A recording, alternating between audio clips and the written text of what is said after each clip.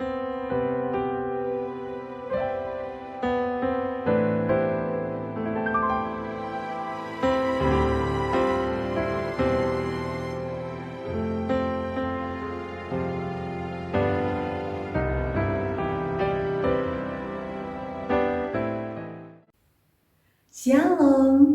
kita berjumpa lagi. Bagaimana kabar hari ini? Tetap ada sukacita dan luar biasa?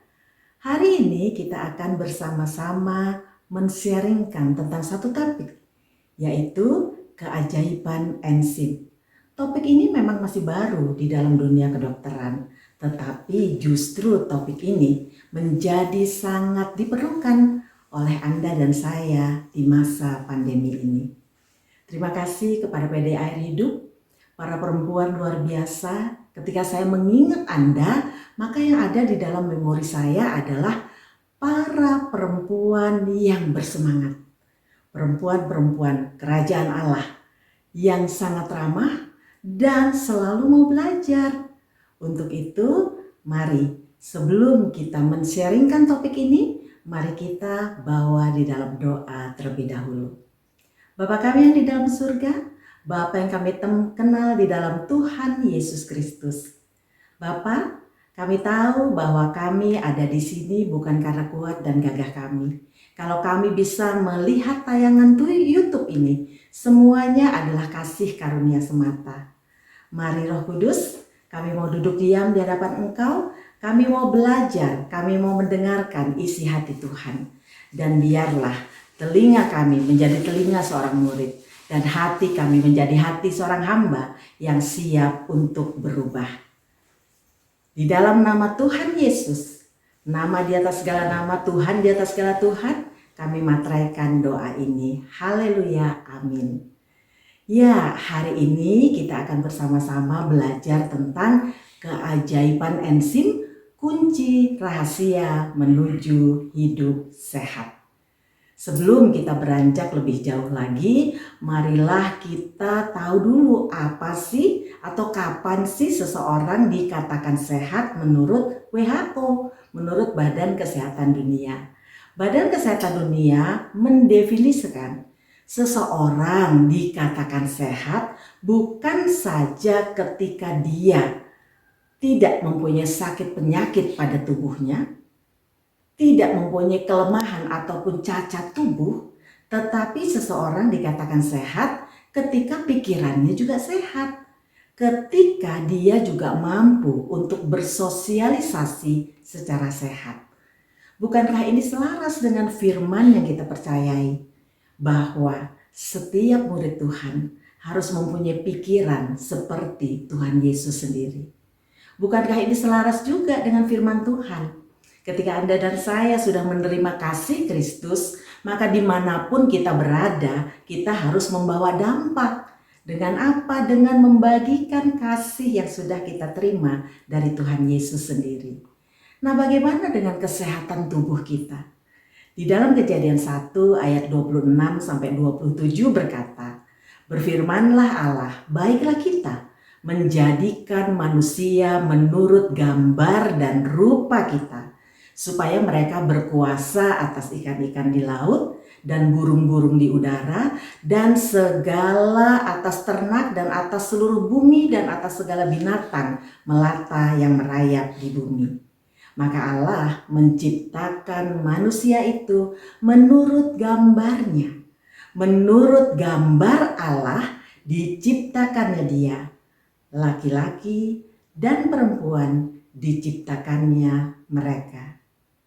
Princess kerajaan Allah yang terkasih, sesungguhnya blueprint Tuhan ketika menciptakan kita manusia adalah kita diciptakan serupa dengan gambar dan rupa Allah sendiri, atau di dalam bahasa aslinya dikatakan Selem dan Demut. Kalau kita ingin mengetahui apa sih Selem dan Demut itu, saya biasanya menyingkatnya di dalam 3 kata, yaitu S, N, dan M.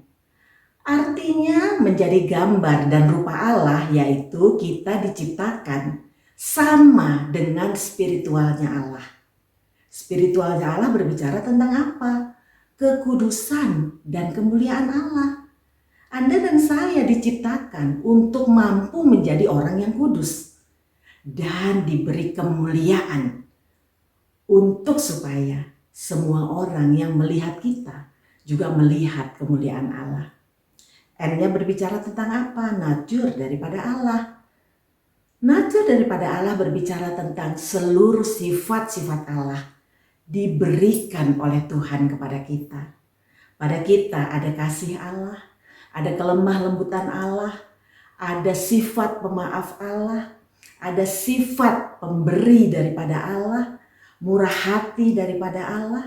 Itulah nature-nya Allah yang diberikan kepada kita. S, N, M. M-nya berbicara tentang moralnya Allah. Artinya setiap manusia diberi kuasa oleh Tuhan untuk membedakan mana yang benar dan mana yang tidak benar. Mari, kemanapun kita melangkah, mari kita selalu ingat bahwa Anda dan saya diciptakan sebagai Zelem dan Demut, kudus dan mulia karena kita merupakan gambaran dan rupa dari Allah sendiri. Firman Tuhan berkata bahwa ketika Tuhan menciptakan manusia, maka Dia melihat bahwa hari itu menjadi hari yang sungguh amat baik. Apa sih artinya? Artinya adalah karena Allah menciptakan kita kudus dan mulia, maka Allah juga memberikan segala macam perlindungan bagi kita. Segala macam sistem kekebalan bagi kita. Sehingga manusia tidak akan gampang sakit. Nah, sistem kekebalan yang bagaimana sih yang diberikan oleh Tuhan kepada kita? Nggak lain dan nggak bukan adalah satu kata yang bernama enzim. Mungkin Anda bertanya, apa sih enzim itu? Enzim adalah suatu unsur yang vital yang diperlukan oleh setiap makhluk hidup untuk dapat beraktivitas dan untuk dapat hidup. Apakah kita menyadari bahwa ketika melakukan aktivitas, entah itu menggerakkan jari kita, entah itu mengedipkan mata kita, entah kita berbicara, entah ketika kita berjalan, pokoknya seluruh aktivitas kita hanya dapat terjadi ketika ada enzim yang berperan di dalam tubuh kita. Bahkan enzim juga berperan di dalam supaya seluruh organ kita dapat berfungsi dengan baik. Enzim juga berperan di dalam peredaran darah kita, di dalam detoksifikasi di dalam tubuh kita, mengeluarkan racun-racun dan banyak lagi. Begitu pentingnya enzim, bahkan Dr. Edward Howell berkata, ketika enzim itu habis, maka hidup pun berakhir. Wow, sangat penting enzim itu. Manfaat enzim sangat banyak, antara lain untuk dapat hidup sehat dan berumur panjang, kita memerlukan enzim. Untuk dapat meningkatkan daya tahan tubuh, kita juga perlu enzim. Untuk dapat memicu regenerasi sel, dapat membentuk sel-sel baru, kita perlu enzim. Untuk mencegah proses penuaan, untuk mencegah penyakit jantung, mencegah kanker, untuk mencegah osteoporosis, dan banyak lagi. Sehingga enzim disebut sebagai self-healing program yang daripada Tuhan. Enzim adalah suatu sistem penyembuh yang luar biasa yang diberikan oleh Tuhan kepada kita. Penelitian membuktikan bahwa sampai hari ini sudah diketemukan 13.000 macam enzim. Bahkan menurut prediksi nantinya akan diketemukan sampai 30.000 enzim. Karena tadi kita tahu bahwa guna enzim adalah untuk beraktivitas. Mungkin ibu-ibu bertanya, kok banyak banget? Sudah ditemukan 13.000 enzim. Ternyata memang satu enzim itu berfungsi untuk satu aktivitas. Contohnya, ketika kita makan, kita tahu bahwa makanan kita terdiri dari 3 unsur besar, yaitu karbohidrat, protein, dan lemak. Nah, untuk mencerna karbohidrat, biasanya karbohidrat dicerna menjadi glukosa. Untuk mencerna karbohidrat menjadi glukosa dibutuhkan satu enzim yang bernama amilase. Amilase itu dikeluarkan di mana? Ternyata di dalam rongga mulut kita. Ketika saya melihat ini atau saya belajar tentang enzim ini, saya baru mengerti kenapa dulu orang tua kita selalu memerintahkan kita untuk kalau makan jangan cepat-cepat. Kalau makan coba deh dikunyah 20 kali, kalau bisa 30 kali, bahkan 40 kali lebih bagus. Ternyata dunia pengetahuan membuktikan bahwa ketika kita mengunyah makanan di dalam rongga mulut kita, maka rongga mulut kita secara otomatis akan mengeluarkan kelenjar ludah. Dan di dalam kelenjar ludah itu akan dihasilkan enzim amilase. Jadi, para princess, perempuan yang luar biasa, sesungguhnya ketika kita mencerna makanan, maka proses pencernaan itu tidak dimulai ketika kita sudah menelan makanan.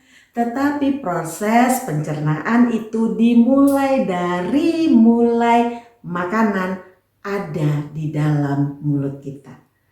Ketika di dalam rongga mulut karbohidrat sudah dicerna, maka dengan enzim amilase tadi, maka ketika makanan itu ditelan masuk ke dalam lambung kita tinggal mencerna yang lainnya, tinggal mencerna proteinnya.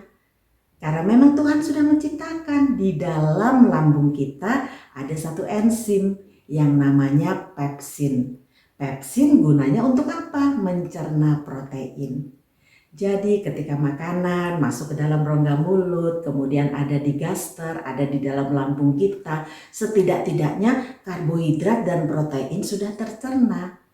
Dan bagaimana ketika makanan masuk ke usus? Maka usus tinggal mencerna lemaknya. Oleh Tuhan Allah kita yang luar biasa itu, di dalam usus kita diciptakan enzim lipase yang khusus untuk mencerna lemak.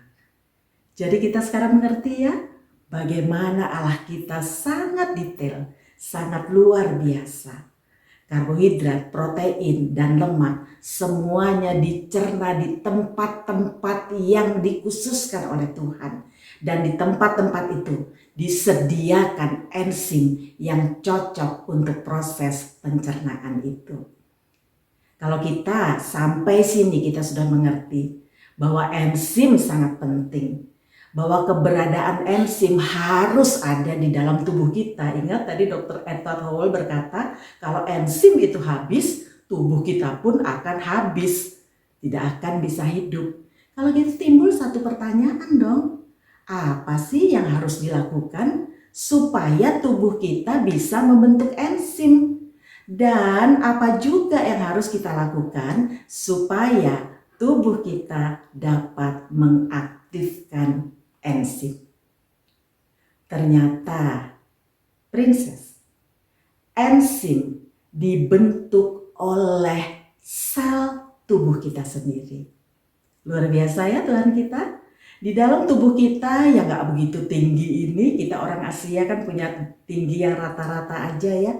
Ternyata di dalam tubuh kita ada 60 triliun sel tubuh. Dan ke-60 triliun sel tubuh itu semua diberi perintah oleh Tuhan untuk menciptakan enzim. Kalau begitu, kalau tubuh kita sendiri dapat membentuk enzim, apa yang harus kita lakukan? Nggak lain dan nggak bukan. Kita harus mengambil bagian dengan memasukkan bahan-bahan makanan yang banyak mengandung enzim. Apa sih bahan-bahan makanan yang banyak mengandung enzim? Ternyata makanan yang banyak mengandung enzim adalah sayur-sayuran, buah-buahan, dan biji-bijian. Bukankah itu selaras dengan firman Tuhan di dalam Kejadian 1 ayat 29? Kita baca sama-sama yuk. Kejadian 1 ayat 29. Berfirmanlah Allah, lihatlah, aku memberikan kepadamu segala tumbuh-tumbuhan yang berbiji di seluruh bumi dan pohon-pohonan yang buahnya berbiji. Itulah yang akan menjadi makananmu. Ketika Tuhan menciptakan Anda dan saya, ketika Tuhan menciptakan manusia, maka sesungguhnya yang ada di rancangan Tuhan, yang ada di pikiran Tuhan adalah manusia. Makanan utamanya adalah sayur-sayuran, buah-buahan, biji-bijian.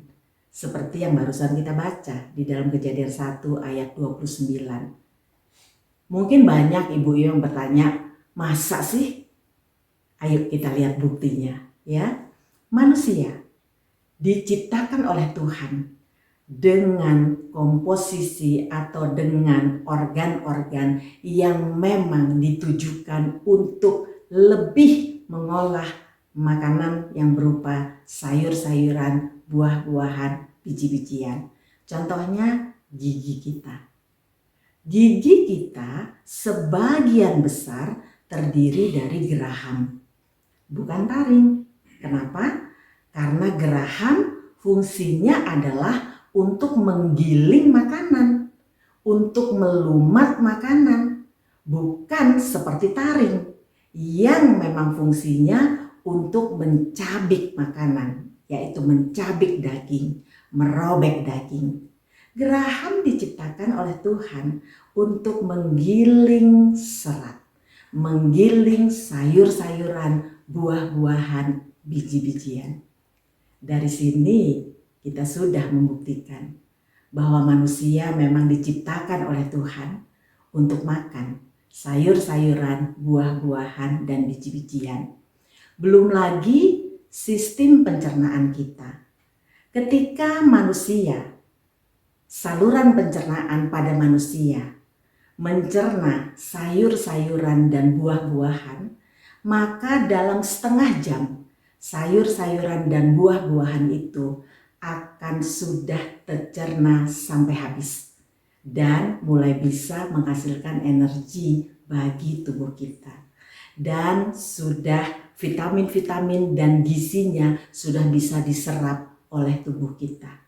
Sementara kalau kita makan daging, maka daging itu baru habis dicerna dalam waktu 4 sampai 8 jam.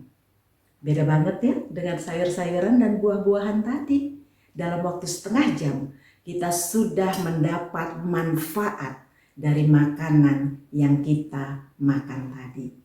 Banyak lagi data-data yang mendukung bahwa Anda dan saya memang diciptakan oleh Tuhan untuk makan sayur-sayuran, buah-buahan, biji-bijian. Yang kedua, bagaimanakah enzim dapat dibentuk?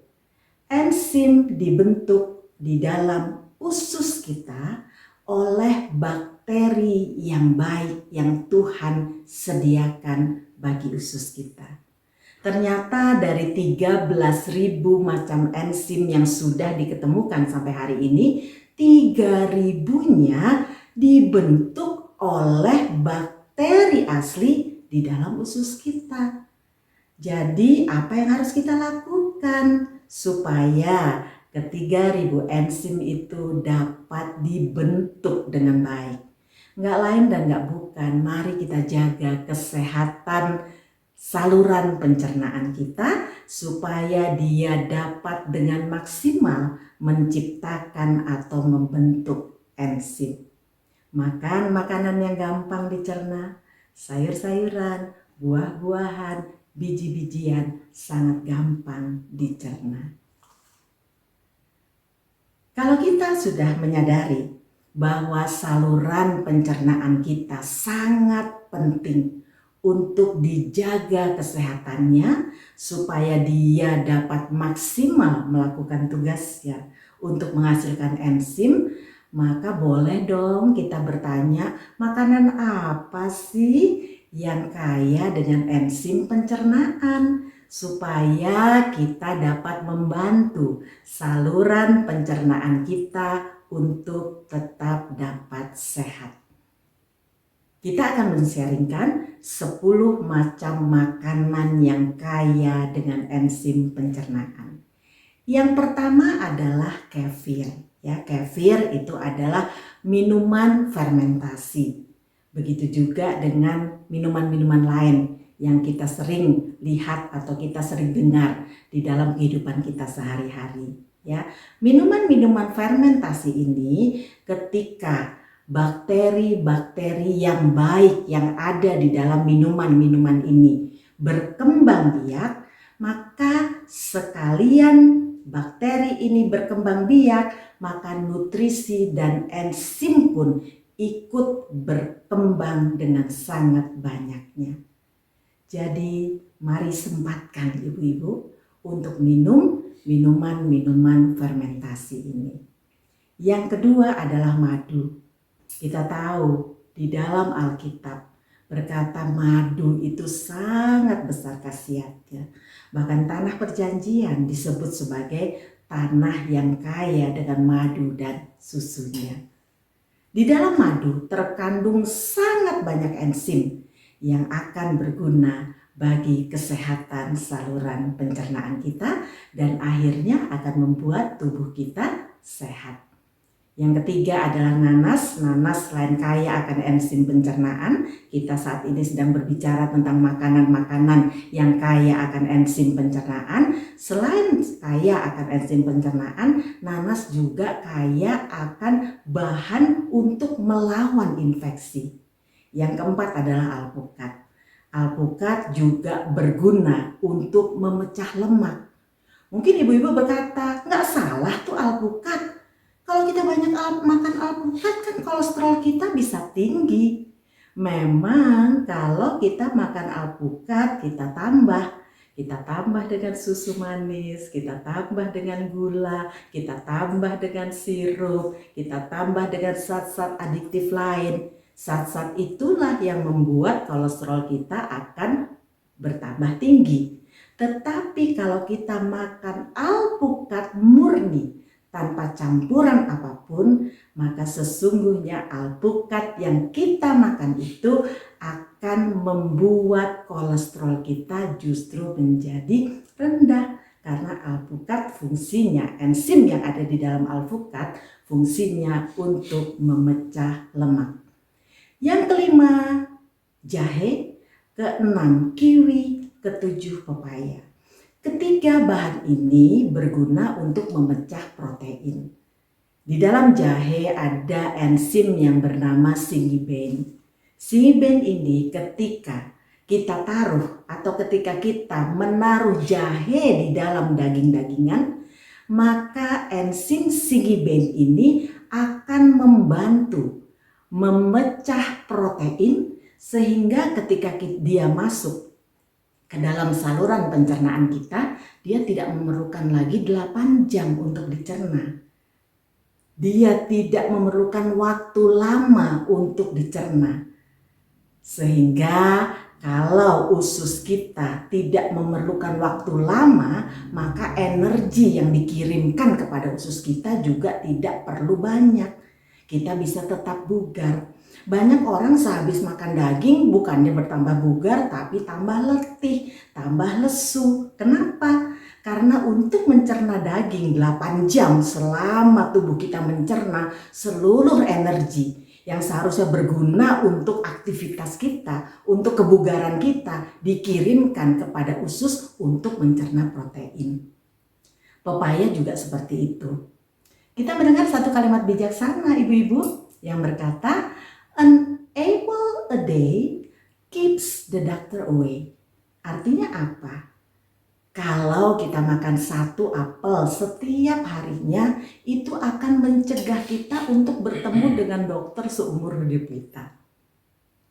Nah, Tuhan sangat suka dengan Indonesia. Di Indonesia ada satu buah yang murah, tetapi ternyata penelitian membuktikan bahwa ketika kita makan pepaya, maka pepaya ini fungsinya jauh lebih baik daripada apel tadi. Untuk itu, mari jangan segan-segan makan pepaya ya ibu-ibu. Karena ketika Anda makan pepaya, maka itu juga akan membuat Anda tidak bertemu dengan dokter seumur hidup Anda.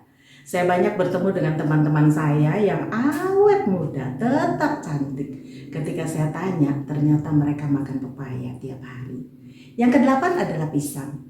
Pisang selain kaya akan enzim pencernaan, di dalam pisang juga kaya akan kalium. Kalium sangat bagus untuk jantung kita. Kalium sangat bagus untuk menurunkan tensi kita, dan kalium sangat bagus untuk membuat pembuluh darah di dalam jantung kita menjadi lentur, sehingga kita terhindar dari penyakit-penyakit jantung. Yang kesembilan adalah kimchi. Bagi Anda yang sering melihat atau mendengar tentang Korea, pasti Anda mengetahui tentang kimchi. Kimchi adalah superfood. Ketika saya mendengar atau membaca, mempelajari tentang fungsi daripada kimchi ini, maka saya belajar. Saya belajar gimana sih cara membuat kimchi, karena kita tahu kimchi kan cukup mahal kalau kita beli. Akhirnya saya mengerti kenapa kimchi disebut sebagai superfood. Karena di dalam kimchi ada apel, ada pir, ada jamur hiyoko yang bahkan disebut sebagai jamur dewa karena dia begitu berkhasiat. Ada cabai, ada madu, ada sawi putih.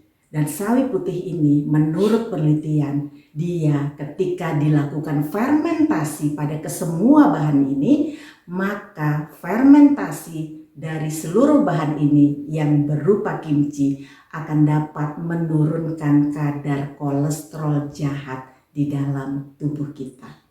Yang ke-10 adalah mangga. Mangga adalah antioksidan yang kuat. Kalau Anda ingin terbebas dari kerut-kerut di wajah Anda, di tubuh Anda, ayo makanlah mangga karena dia adalah antioksidan yang kuat.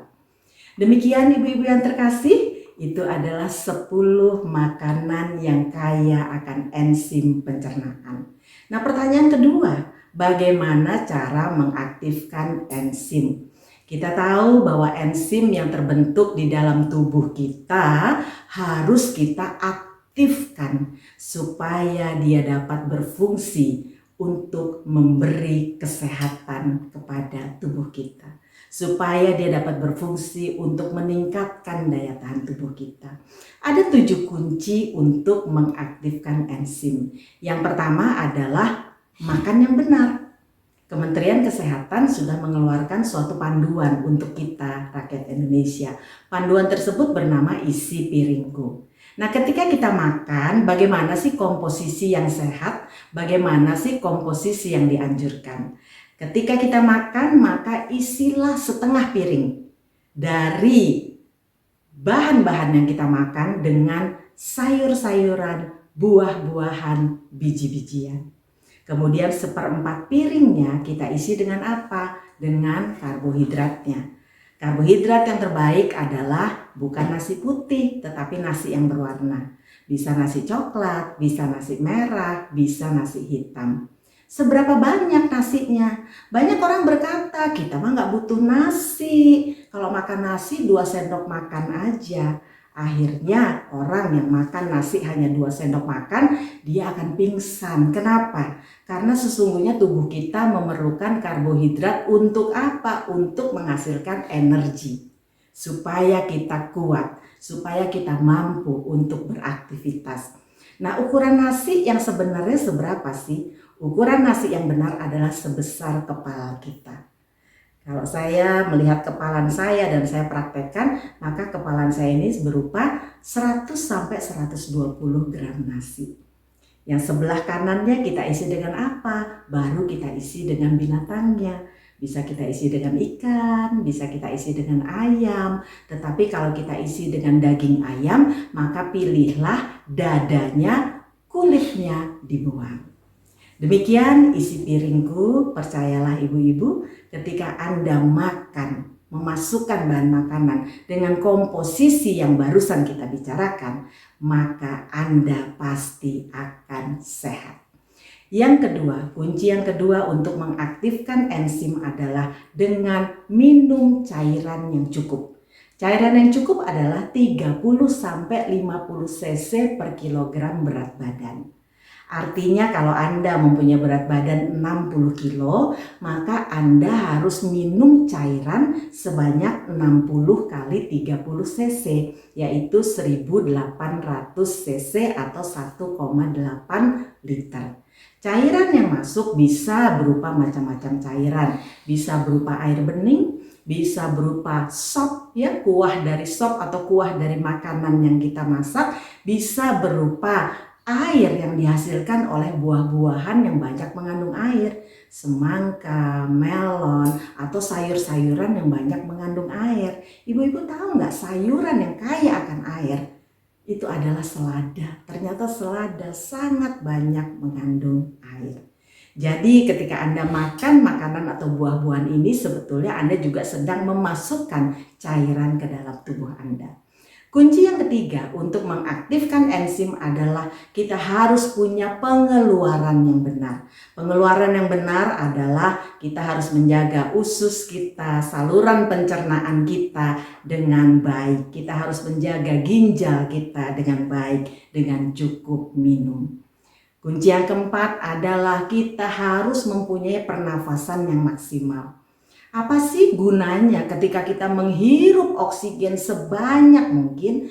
Maka oksigen itu bukan saja akan membuat paru-paru kita, jantung kita sehat, tetapi oksigen yang kita hirup itu juga akan membuat sistem limpatik kita yang berhubungan dengan daya tahan tubuh kita menjadi maksimal. Jadi ayo ibu-ibu, ketika Anda berolahraga, ketika Anda jalan-jalan setiap hari, usahakan untuk menghirup udara sebanyak mungkin. Kunci yang keempat adalah tak lain dan tak bukan, yaitu berolahraga. Ada minimal 20 keuntungan dari olahraga. Ketika Anda berolahraga, maka sesungguhnya Anda sedang membuat paru-paru Anda, jantung Anda, peredaran darah Anda, ginjal Anda menjadi normal, fungsinya menjadi maksimal. Bukan itu saja, ketika Anda berolahraga sesungguhnya Anda sedang membuat keseimbangan tubuh Anda menjadi bagus dan benar. Anda juga membuat diri Anda bugar, Anda membuat penyerapan vitamin D3 menjadi sangat maksimal. Kita tahu vitamin D3 hari-hari ini menjadi primadona untuk memperkuat daya tahan tubuh kita melawan virus COVID-19, dan masih banyak lagi. Tensi kita akan normal, gula darah kita akan normal, hormon stres di dalam tubuh kita akan begitu turunnya sehingga kita akan menjadi sukacita ketika kita berolahraga. Kunci yang kelima untuk mengaktifkan enzim adalah usahakan untuk tidur 7-8 jam sehari. Ibu-ibu tahu nggak? Ketika kita tidur 7-8 jam sehari, maka otomatis tubuh kita akan mengeluarkan 500 kalori. Dengan memahami ini, maka kita dapat memahami firman Tuhan yang berkata, justru aku memberkati umatku ketika mereka sedang tidur. Dan ternyata terbukti, ketika kita tidur 7-8 jam setiap malamnya, maka tubuh kita mengeluarkan 500 kalori. Ibu-ibu tahu nggak? Ketika kita kelebihan 2000 kalori setiap kita kelebihan 2000 kalori, maka berat badan kita akan naik 1 kilo. Jadi sesungguhnya ketika kita sedang mengeluarkan 500 kalori setiap harinya, kita sedang membuat berat badan kita menuju ke arah yang ideal. Kunci yang ketujuh untuk membuat enzim kita menjadi aktif adalah usahakan agar supaya kita tetap berbahagia dan bersukacita. Amsal 17 ayat 22 berkata, hati yang gembira adalah obat yang manjur. Mari ibu-ibu yang terkasih, kalau hari ini kita sudah belajar tentang 7 kunci yang dapat mengaktifkan enzim kita, kenapa kita tidak melakukannya? Yang terpenting, yang terakhir ini ibu-ibu yang terkasih, yang terpenting adalah selama masa pandemi COVID ini, mari kita tingkatkan daya tahan tubuh kita. Karena hanya daya tahan tubuh kita yang mampu untuk membantu kita melawan penyakit. Penyakit apapun itu, semuanya akan kalah ketika daya tahan tubuh kita kuat. Di dalam hal yang di-sharingkan oleh banyak tenaga medis atau ahli medis, maka dikatakan bahwa banyak orang berkata, aku kan sudah divaksin, aman dong kalau sudah divaksin. Anda tahu nggak? Vaksin adalah jalan yang paling belakang untuk kita melawan sakit penyakit. Yang paling utama adalah tentu saja kita harus divaksin, harus. Itu untuk membuat kita lebih dapat melawan virus COVID-19. Tetapi sebenarnya yang paling diperlukan adalah kita mempraktekkan protokol kesehatan, yaitu 5M. Pakai masker, cuci tangan, ya, memakai masker, mencuci tangan, menjaga jarak minimal 2 meter, menjauhi kerumunan, dan mengurangi mobilitas. Nggak usah pergi deh kalau tidak perlu sekali. Karena di masa seperti ini kita bisa kok kreatif melakukan segala hal walaupun kita ada di rumah. Dan yang terpenting daripada itu adalah meningkatkan daya tahan tubuh kita melalui mempraktekkan apa yang sudah kita pelajari baru-baru ini dengan mempraktekkan keajaiban enzim. Saya yakin dan percaya ketika kita melakukan ini, maka Tuhan tersenyum. Ketika hidup kita hanya membuat Tuhan tersenyum, maka kita akan menikmati janji-janji Tuhan bahwa Dia adalah Yehova Jireh, Allah yang menyediakan segala kebutuhan kita. Bahwa Dia adalah Yehova Nisi, Allah yang menjadi panji-panji kemenangan kita. Apapun masalah kita hari ini, semuanya tidak sebesar Allah. Karena Allah kita adalah Allah yang luar biasa. Apapun sakit penyakit kita hari ini, percayalah nama Allah kita adalah Allah Yehova Rafa, Allah penyembuh. Selamat mempraktekkan keajaiban enzim dan selamat menikmati seluruh penggenapan janji-janji Tuhan. Mari kita berdoa. Bapa yang terkasih, Bapa yang kami cintai, Engkau adalah suami rohani kami. Terima kasih Tuhan, kalau hari ini kami sudah mendengar isi hati-Mu. Bahwa sesungguhnya ketika Engkau menciptakan kami, Engkau sudah memberikan suatu sistem pertahanan yang akan membuat kami tidak akan sakit. Yaitu suatu keajaiban daripada enzim. Hari ini kami mau bertobat Tuhan. Kami mau kembali kepada isi hati Tuhan ketika menciptakan kami. Yaitu makanan utama kami adalah sayur-sayuran, buah-buahan, biji-bijian.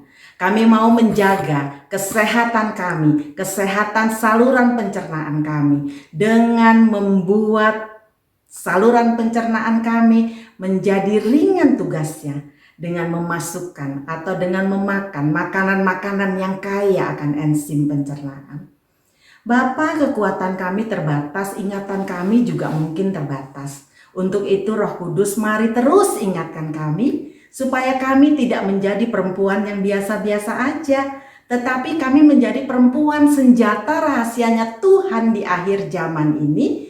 Kami dapat membawa keluarga kami untuk menjadi pemenang. Suami kami dihormati di gerbang kota. Anak-anak kami menjadi anak-anak generasi emas yang membawa kemuliaan Tuhan. Terima kasih Tuhan. Di dalam nama Tuhan Yesus Kristus, kami materaikan doa ini dan kami siap untuk menerima seluruh berkat Tuhan. Karena kami mau taat, kami mau hormat, kami mau mencintai Tuhan. Kami mau mengutamakan Tuhan di dalam seluruh kehidupan kami. Mari semua ibu-ibu yang sudah mengambil tekad untuk mengambil komitmen, aku mau menikmati keajaiban enzim self-healing program yang disediakan oleh Tuhan. Mari kita katakan, amin.